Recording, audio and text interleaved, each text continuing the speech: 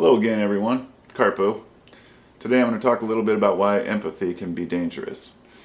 And start off by talking about reactive empathy versus non-reactive empathy. And hopefully I can explain where I'm coming from. We seem to live in a time where it's looked upon as a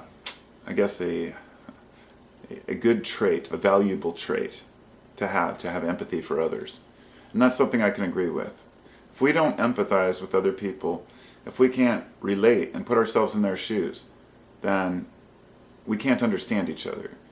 And until you've pictured yourself as a starving immigrant trying to find a way to feed your kids, until you've pictured yourself as a soldier on the battlefield fighting on the front lines, until you've tried to put yourself in the shoes of a politician even, or a CEO, or the rich or the poor, then we can't really understand each other.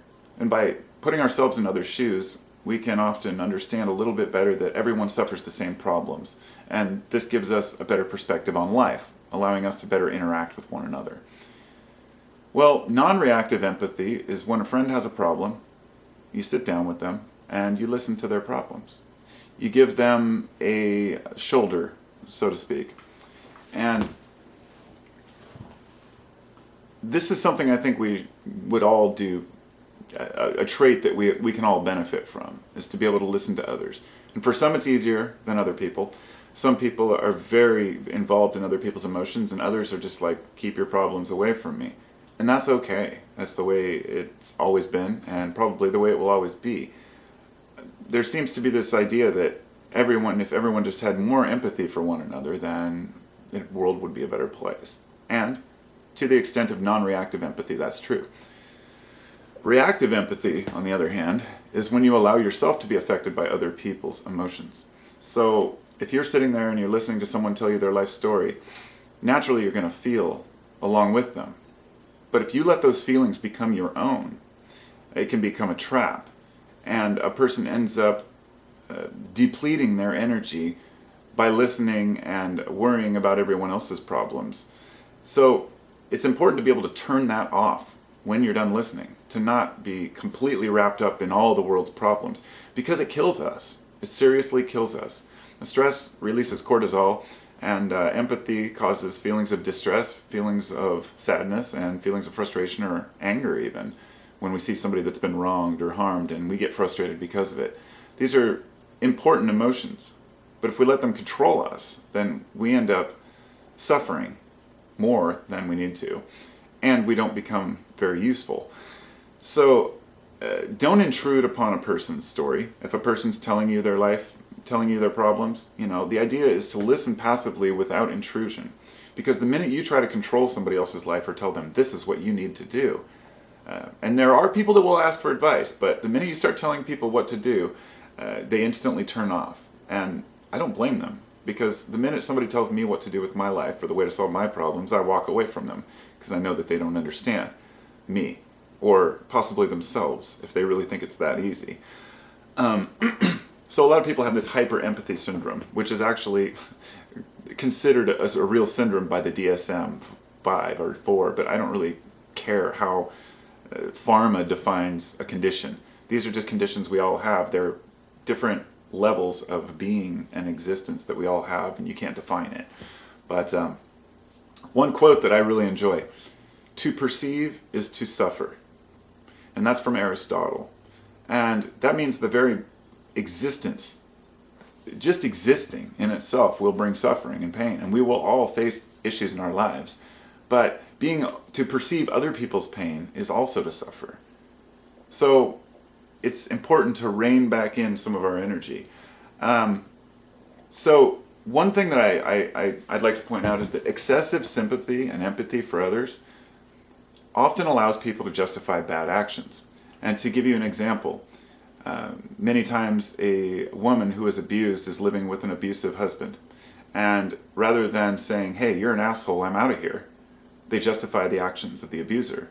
They become, let's just say there's a lot of empathy for the person, and they want to be the fixer. And I want to tell you, being the fixer it's a dead end. Nobody is able to fix other people. We can help others, but we have to ask ourselves why we're trying to do it. If somebody asks us for help and we give them advice, that's one thing. If we're out there trying to tell people how to live their lives and trying to fix them, even when we know they're severely damaged, that's up to the individual how much energy they want to waste on that. But what happens is there's a loss of social skills when people become overly empathetic. A loss of ability to just have a normal conversation and to relate in the conversation without allowing the emotions to affect them. And there are a lot of people out there who now use the term empath as a positive thing. I'm not here to say that's not a positive thing, and I don't want anybody to take that the wrong way. I just want anybody who considers themselves an empath to realize that your empathy for everyone else may be causing you more pain than you deserve, and you may end up being the one that suffers. And for a lot of folks, they think that's how it should be. I know it's a deep psychological, often people don't process it in their own brains.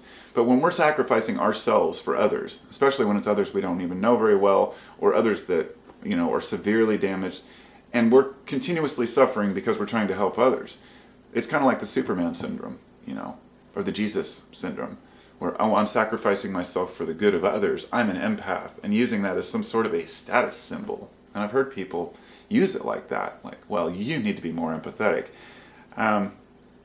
I'm just warning those people that you will end up suffering if you can't learn to distance yourself from other people's pain to an extent. And I say this because I am empathetic. I do cry for those who suffer. I do feel pain for those in the world who are suffering, or those in my family or my friends. But I've drawn boundaries as to how much I'm going to allow that to affect my personal life. I'm not a fixer.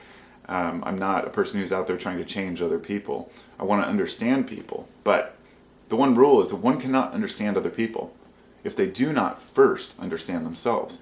And that's just a fact. There's no way around it. If you don't have your shit together and you're trying to help other people and you don't even have your emotions in check, then I don't see how you're going to be able to help others to get their emotions in check.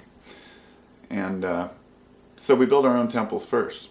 And if people want to enter, so be it. It's kind of like the opposite of narcissist, if you will. The opposite of having, just not giving a shit is to have overbearing emotions towards other people. So we have to set energetic boundaries, if you would they call it, or else we get what they call compassion fatigue, which happens in the healthcare industry a lot.